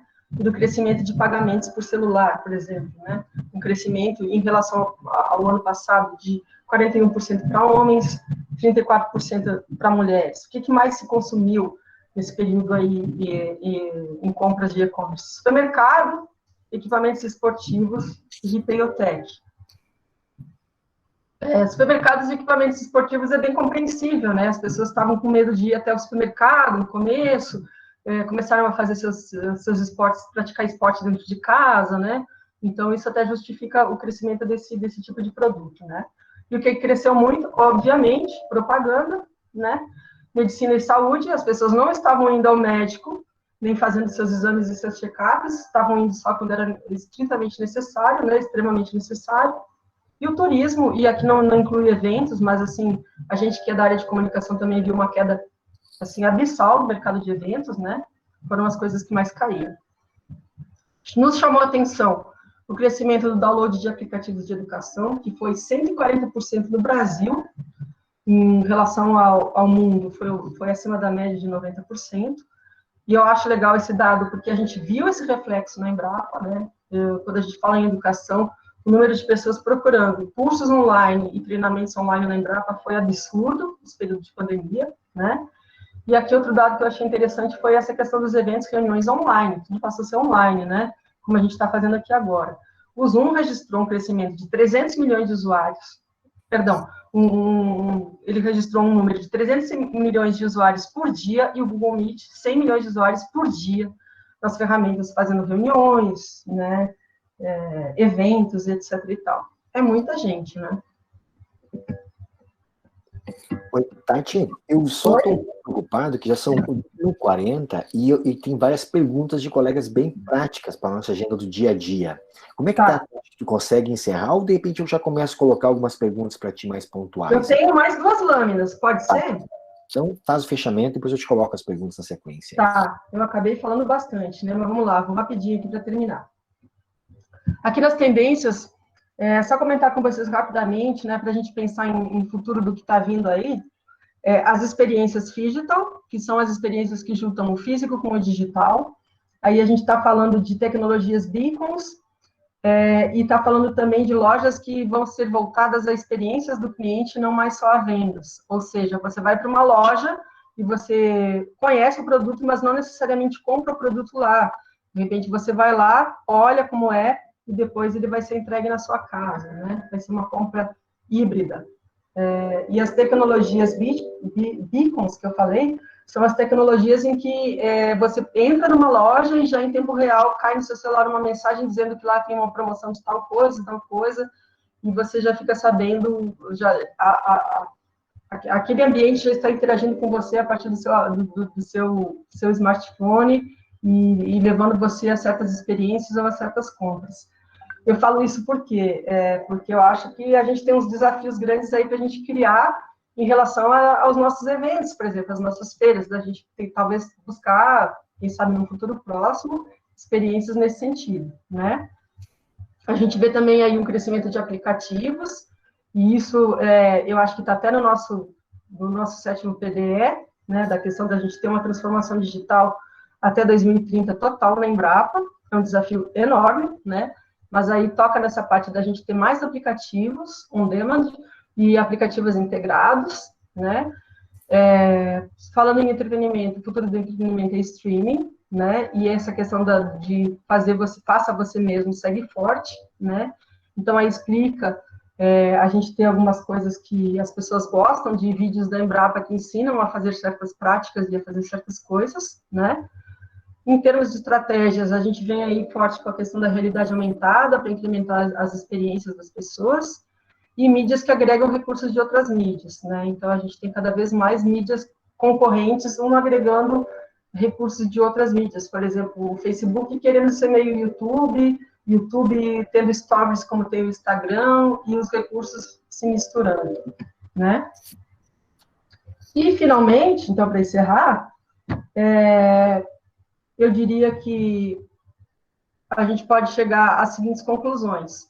O vídeo, ele é a linguagem das mídias sociais, tá? Está consolidado e vai ser por um bom tempo. As lives, apesar de a gente estar meio enjoado delas, elas vão seguir em alta, com a tendência da gente ter coisas híbridas na parte de eventos, tá? É uma coisa legal a gente fazer investimento em influenciadores digitais, e aí a gente, como Embrapa, nós como analistas e pesquisadores e técnicos e, enfim, integrados da Embrapa, somos potenciais influenciadores digitais da Embrapa e do nosso próprio trabalho, né? Eu acho que a gente pode explorar, deve explorar mais isso, né? O alcance é público, mas o trabalho tem que ser privado, né? Então, assim, a gente tem que poder trabalhar coisas que são muito nossas, mas entender que essas coisas, elas têm repercussão pública, então a gente tem que ter muito cuidado naquilo que a gente transmite, né?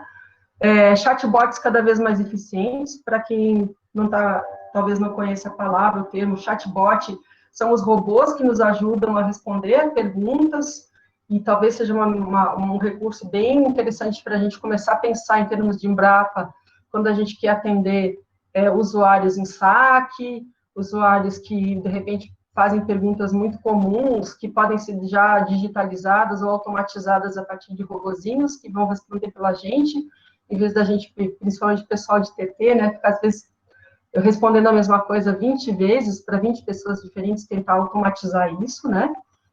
E o bom e o velho site continua firme e forte, porque ele é o nosso repositório, é a nossa ferramenta para onde a gente continua levando as pessoas para que elas se interessem por outras coisas e outros assuntos na nossa empresa. Então, o site não deixa de ser uma ferramenta importante de relacionamento da empresa com os seus públicos, tá? Eu tinha colocado aqui alguma coisa para a gente depois fazer alguns exercícios, umas reflexões, mas qualquer coisa eu coloco de novo depois. Eu vou deixar a apresentação aqui para a gente poder passar para a parte das perguntas, então. Ótimo, Tatiana. Bom, obrigado por ter feito todo esse overview aí, que eu acho que é extremamente importante para a gente poder, né, nivelar informações e conceitos. É um tema que a gente tem de nivelamento, acho que serve como nivelamento inicial, né? Eu vou começar com duas perguntas bem específicas. Assim, uma delas é assim, um vídeo do YouTube hoje, qual o tempo que tu pensa que seria ideal? Para conteúdo do YouTube? Para conteúdo do YouTube e material da Embrapa, assim, o colega da Embrapa... Sim, temos que a gente fosse produzir vídeo, né? Só para comentar, na sexta-feira a gente vai ter uma oficina de vídeo no celular, né? Os colegas que estão ouvindo aqui, a proposta é, por exemplo, vamos imaginar, sei lá, eu assim, ó, o Gilmar está querendo apresentar o sistema de irrigação dele em Vacaria. Ele vai para o campo, ele já pode ir gravando essas imagens no celular, nós podemos ter edição depois, a posteriori disso, e já colocar nas redes sociais, né? A gente gostaria que os colegas fossem produtores de conteúdo, obviamente que sempre vinculados às nossas tecnologias. Esse é um ponto importante, que às vezes a gente vai produzir um material, tem que começar tudo do zero, né? E hoje, com a facilidade do celular, cada colega tem na mão aí um aparelho que na década que, sei lá, há 5 anos atrás, era o equipamento mais avançado para fazer filme, eu acredito, né? Pegar essas câmeras celulares hoje aí, a qualidade é impressionante, na verdade, né? Inclusive, nesse sentido, Tatiana, assim, o tempo que tu pensaria um vídeo no YouTube para ser o ideal hoje, o público em Embrapa? Olha só, chefe, esse tempo no YouTube, ele é muito relativo, tá? Como eu falei antes, as pessoas hoje elas estão recebendo uma overdose de conteúdos, e eu sempre digo que quanto mais curto, melhor, tá? Eu mesmo, particularmente, quando o vídeo passa de 3 minutos, eu já estou ficando sem paciência, eu já começo a querer passar para frente, não sei se isso acontece com vocês. Mas, quando a gente está falando de conteúdos técnicos, a gente tem duas realidades aí. A gente tem uma realidade da Tatiana, que é uma consumidora lá, o público urbano, que acha legal saber sobre certa tecnologia e que é um resumo daquilo, e a gente tem a realidade daquela pessoa que quer absorver um conteúdo, que quer aprender como faz, como usa aquilo, né? Então, assim, eu quero aprender como planta isso, depois como é que eu faço, como é na fase de crescimento, na fase de poda, na fase de colheita, e tem todas aquelas etapas que eu quero saber. Então, eu acho que seria muito bacana a gente pensar em dois conteúdos. Um conteúdo que é para aquele público urbano, que de repente quer entender que essa nova cultivar que vocês lançaram é uma cultivar que vai ser... Eu estou usando o exemplo de cultivar porque eu imagino que seja muito o que vocês trabalham, né? Mas, assim, Vou pensar numa qualidade, num tipo de uva que tem um índice maior de uma substância que faz bem para a saúde. Isso interessa para o público urbano, é isso que ele precisa saber. A Embrapa lançou a uva tal, que tem muito mais vitamina, que tem muito mais resveratrol, que tem mais... Você vai fazer bem para esse... Um vídeo de 2, 3 minutos para esse público urbano, para eu botar lá no Instagram da Embrapa, vai bombar.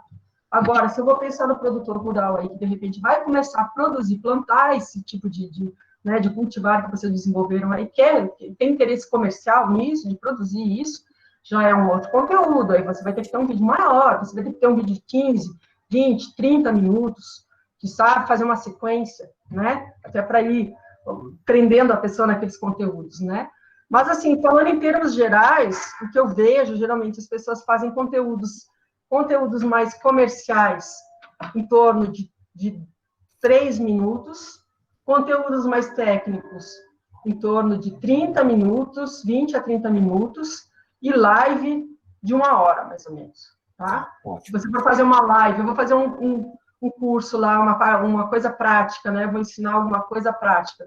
É mais ou menos 1 hora. Eu aqui até já acabei me empolgando e falei um pouco mais, eu deveria ter falado um pouco menos, porque senão já começa a ficar pesado para as pessoas, né? Com essas agendas loucas que a gente tem hoje em dia, né? A gente já começa a achar que mais de 1 hora é demais. Mas eu faria assim, esses 3, eu colocaria nessa grade de três possibilidades. Um vídeo bem curto, quando eu quero passar uma mensagem rápida, talvez com um público mais urbano, que tem um interesse menor, tem um interesse grande no assunto, mas menor no tipo de informação técnica.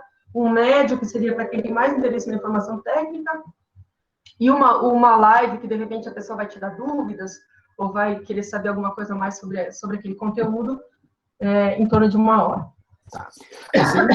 Eu tenho aqui, que é da Letícia, na verdade, ela comenta muito o seguinte: quando a gente publica algo no perfil pessoal, e é algo técnico, a pergunta é, tu vê necessidade de passar isso para alguma... E esse é um tema bem polêmico, que eu acho que vale a pena discutir um pouco, assim, se vale a pena passar para algum crivo da empresa. Eu juntaria essa pergunta assim, ó.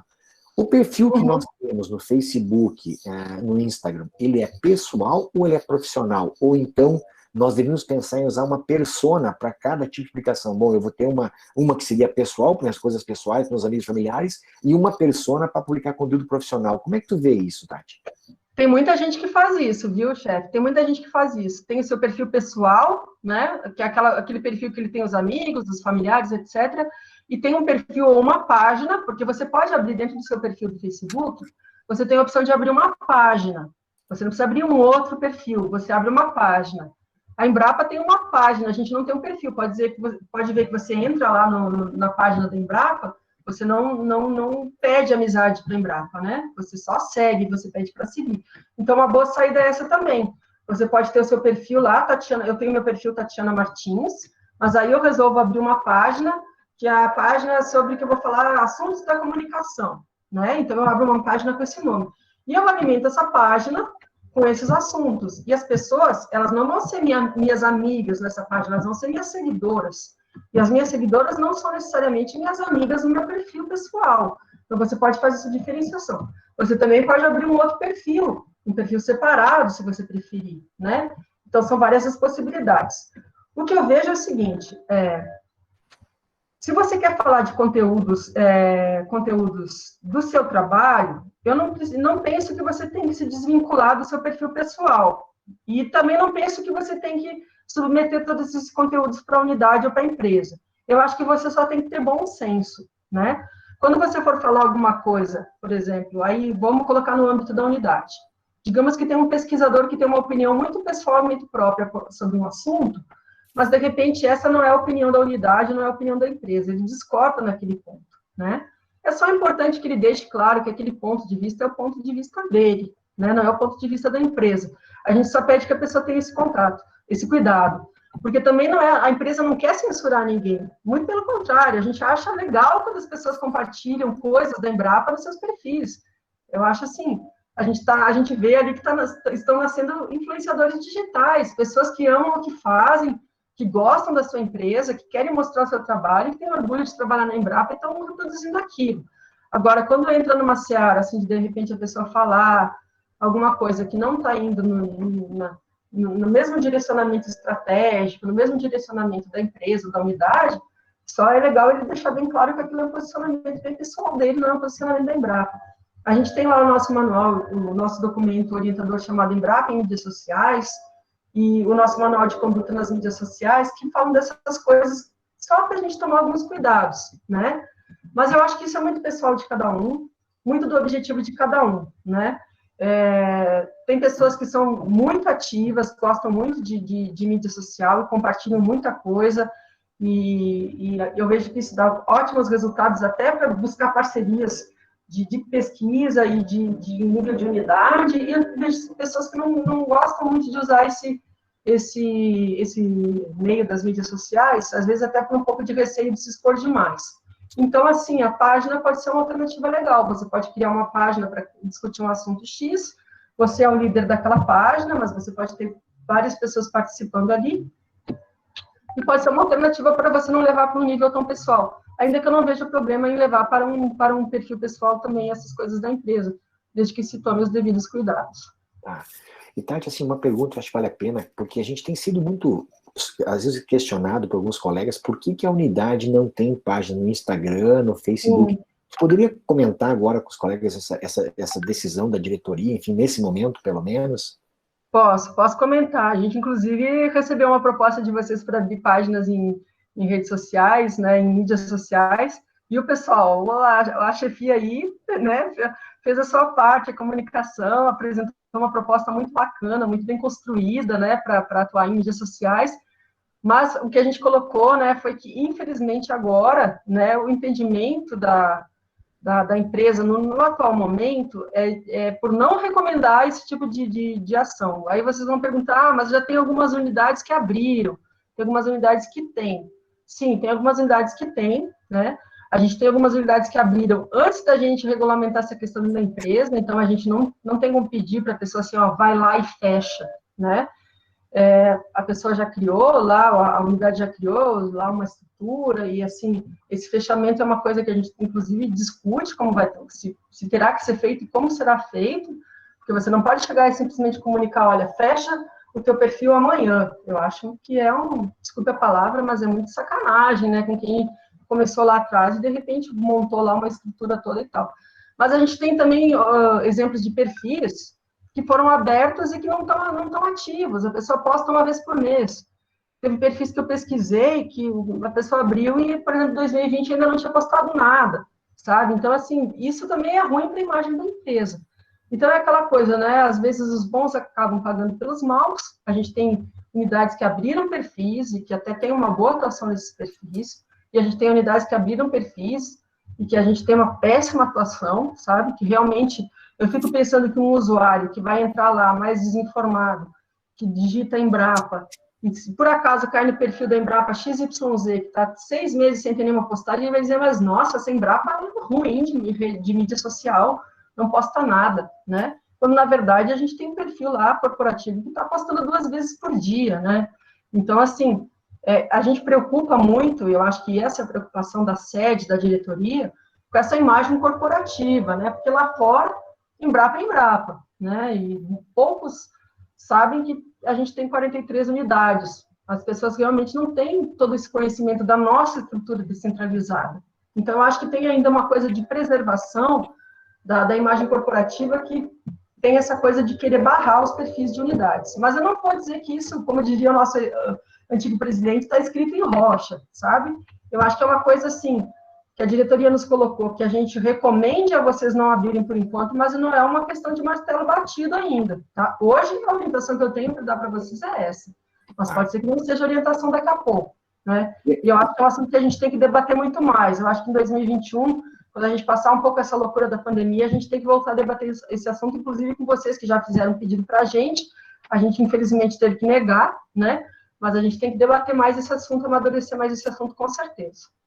E, Tati, eu não tenho mais perguntas, colegas, eu quero fazer uma última, assim, por que a gente fez essa oficina? A gente quer, na verdade, te agradecer mais uma vez a tua disponibilidade, pela clareza de conteúdo, eu espero que tenha sido útil o conteúdo para os nossos colegas, mas a nossa preocupação, vamos falar com o setor de comunicação, na verdade, na verdade, é assim, ó, os colegas que querem se transformar em influenciadores digital, esse é o termo hoje, ser um influenciador digital, marca Embrapa na unidade do Embrapa Vivinho, a gente está querendo estimular. que dicas tu daria para esses colegas que têm interesse em serem influenciadores digitais, assim, de agora em diante, ou já estão com alguma atividade nesse sentido? Quais seriam as dicas para esses colegas? Tá, vamos lá. Primeiro, rede social dá muito trabalho, dá bastante trabalho. Você sobreviver em rede social, postar conteúdos bacanas, criativos, interessantes, dá muito trabalho. Então, ao invés de entrar em muitas redes sociais, foque nas redes sociais que você acha que vai dar conta de acompanhar e de fazer aquilo que eu falei lá, de agradar o algoritmo, né? De fazer conteúdos com uma periodicidade boa, conteúdos com impacto, conteúdos interessantes, né? Então, assim, as redes que a Embrapa está ali, eu acho que são boas redes para começar, né? Facebook, Instagram, LinkedIn, eu acho que é uma rede interessante. Eu estou acompanhando mais o LinkedIn agora, porque a gente abriu o perfil lá na Embrapa, a página oficial da Embrapa. Eu estou vendo que tem muita gente do agro dentro do LinkedIn, como eu nem imaginava que tivesse. Então, eu acho que são redes interessantes, né? Porque LinkedIn é uma rede extremamente profissional e muito voltada para inovação e negócios. Então, eu acho que tem muita aderência com a gente, né? Instagram e Facebook são as mais populares, né? YouTube é interessante também, essa coisa que o Dr. Marcos falou aí, de você estar, de repente, lá no campo e poder fazer um vídeo ali, imediatamente, produzir alguma coisa legal de conteúdo ali e já jogar para dentro do YouTube. Mas o YouTube, por si só, ele não, num primeiro momento, você tem uma dificuldade até conseguir acumular um certo número de seguidores. Então, ele é uma boa plataforma para você pegar o link e jogar esse vídeo para uma outra rede, né? Então, eu começaria por essas. Eu começaria por essas redes. As redes que a Embrapa está, observe as redes que a Embrapa está, como ela está atuando lá, e tente fazer isso nos seus perfis pessoais, né? Principalmente falando daquela área que você domina, da área que você atua. As pessoas, elas têm, apesar de elas estarem assim muito imediatistas, querer conteúdos curtos, elas têm muita sede de informação, né? Então, eu acho assim que os pesquisadores da Embrapa, especialmente, eu estou falando mais de pesquisadores do que analistas, porque os pesquisadores, para mim, são a nossa razão de existir, são as pessoas que fazem as coisas realmente acontecerem. Os pesquisadores, eles têm um poder, assim, de gerar conteúdos maravilhosos que as pessoas não fazem nem ideia, né? As pessoas, elas têm uma curiosidade de saber como a pesquisa é feita, mas como que a pessoa desenvolve uma uva que tem um sabor de frutas vermelhas? Como que a pessoa desenvolve uma uva que... Mas por que essa uva produz mais, entendeu? Assim, em vez da gente simplesmente relatar que ela produz mais porque ela tem a característica XYZ, você transformar isso talvez numa linguagem mostrando isso, olha, mostrando lá na plantação, mostrando lá no laboratório, né? Falando numa linguagem mais simples e menos técnica. Eu sei que é difícil, tá? Eu sei que é bem difícil isso, porque às vezes a gente acha que simplificando demais a gente pode estar tirando algumas coisas importantes daquela tecnologia ou daquele conhecimento ali que foi gerado. Mas se a gente conseguir vencer esse desafio e levar esse conteúdo de uma forma, eu acho que a gente vai conseguir criar um interesse pelos conteúdos da pesquisa, porque a gente está com a faca e o queijo na mão. A gente está numa fase que o consumidor ele quer saber de onde que vem a comida que ele come, né? Está todo mundo caindo matando aí em cima de questão de desmatamento, de queimada, de agronegócio que é predador da natureza e etc. e tal. Então, a gente está com a faca e o queijo na mão para mostrar que a gente tem tecnologias sustentáveis, né? E para mostrar, olha, o seu alimento ele é produzido dessa forma, sabe? De uma forma sustentável, enfim, pensando nas questões do meio ambiente, vai ter uma produção maior, e isso vai fazer com que a gente não precise expandir a área de produção. Enfim, eu não estou me lembrando de exemplos mais específicos agora, mas deve estar passando alguma coisa na cabeça de vocês, e eu acho que a ideia é realmente fazer essa provocação, a gente poder pensar os nossos conteúdos de maneiras diferentes. Como que eu posso, de repente, fazer, sei lá, uma fazenda, um Big Brother do meu dia a dia aqui na pesquisa, que, de repente, vai ser legal, as pessoas vão se interessar de ver como funciona a produção, como nasce uma nova cultivar, como nasce uma nova tecnologia da Embrapa, né? Então, assim, são coisas que eu acho que podem ser colocadas. E como está lá nas nossas linhas editoriais, não precisa ser tecnologia pronta, pode ser uma tecnologia em desenvolvimento, né? Então, acho que a gente está num cenário muito bom para a gente tentar explorar mais o que a gente faz, tentando contar o storytelling de novo, contar de uma maneira diferente. Bom, Tati, assim, eu quero te agradecer realmente para toda a disponibilidade do tempo, na verdade, já são 3h05, eu acho que o conteúdo foi excelente, pelo menos assim, só me resta é agradecer, na verdade, ter essa tua participação aqui. E os colegas, assim, que vamos chamar, não sei se é uma mini oficina, mas essa conversa nos ajude a ter mais clareza de como que a Embrapa está trabalhando esse assunto. Então, na verdade, reforçando, né, Tatiana, tu coordena essa ação no Brasil, então a gente está alinhado com a pessoa que coordena isso.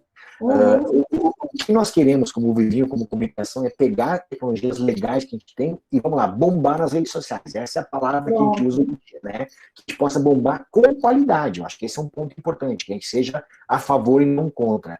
E para isso, nós precisamos entender esse processo todo, que não é algo realmente desafiador, são várias redes sociais, então a gente tem que trabalhar nesse sentido.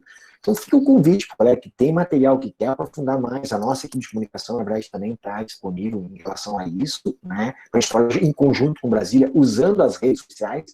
Às vezes uma coisa é tu publicar um videozinho lá no teu Facebook, a outra é tu potencializar com toda a rede da Embrapa e com cada publicação dirigida para aquele público de mídia social. Isso que eu acho que é um desafio bem legal para a gente trabalhar agora em diante, né, Tati? Isso. Então, assim, pode falar, Tati. Só assim como uma colocação final, né? Assim, convido todos a olharem as nossas redes sociais, né? Tanto no Instagram quanto no Facebook, no LinkedIn, que é nova, se conectarem com a gente, olharem o que a gente está publicando lá, e convido todos também, através do e-mail mídias.digitais ou tatiana.martins@embrapa, tiverem dúvidas, quiserem sugerir conteúdos, tirarem dúvidas ou até assim aprofundar mais alguma coisa que não deu tempo aqui, porque eu, quando me empolgo, eu falo mesmo, e eu quis trazer uma parte para vocês bastante de entendimento de algoritmo e de outras coisas aí que eu acho importante para a gente entender como esse mundo funciona, né? Mas se vocês quiserem falar de mais peculiaridades da Embrapa, eu fico totalmente à disposição. Inclusive, assim, não é um desafio, mas coloco assim, um convite de parceria com a unidade, da gente pensar em séries de postagens temáticas, né? A gente pensar em artigos que podem ser escritos pelos pesquisadores ou pelos chefes, ou até pelos próprios analistas para o LinkedIn, sobre algum assunto atual que vocês vejam que tenha ligação com o trabalho de vocês, tá? A gente vai estar com o maior prazer recebendo esses conteúdos e colocando lá. A gente precisa de conteúdo bom, é isso que a gente precisa. Não me importa se eu vou receber 10 conteúdos da Embrapa Uva e Vinho e um da Embrapa Mandioca e Fruticultura. As áreas da Mandioca e Fruticultura que mandou menos. Eu tenho uma agenda lá enorme que eu tenho que postar muitos conteúdos todos os dias em muitas redes, então tudo que vocês tiverem de bom conteúdo que vai interessar para esses públicos com quem a gente trabalha, que são os públicos que vocês também trabalham, só numa escala um pouco menor, a gente vai ter o maior prazer de trabalhar junto com vocês esses conteúdos. Vamos fazer aqui, melhorar ali, e tá publicando lá. As nossas redes sociais da Embrapa estão de portas abertas para vocês, principalmente enquanto a gente ainda não tem essa questão de redes de unidades resolvida, né? Então, a gente quer deixar as portas abertas para vocês o máximo possível. E também, quem quiser ser um influenciador digital aí e saber, olha, se esse conteúdo está legal ou não, eu faço, assim, ó, com o maior prazer, eu faço esse trabalho de interagir com vocês, conversar com vocês, para a gente ir amadurecendo esses conceitos. Então, Tati, assim, o colega Paulo quer fazer uma pergunta pelo microfone, então tem espaço. Paulo, pode fazer a pergunta aí.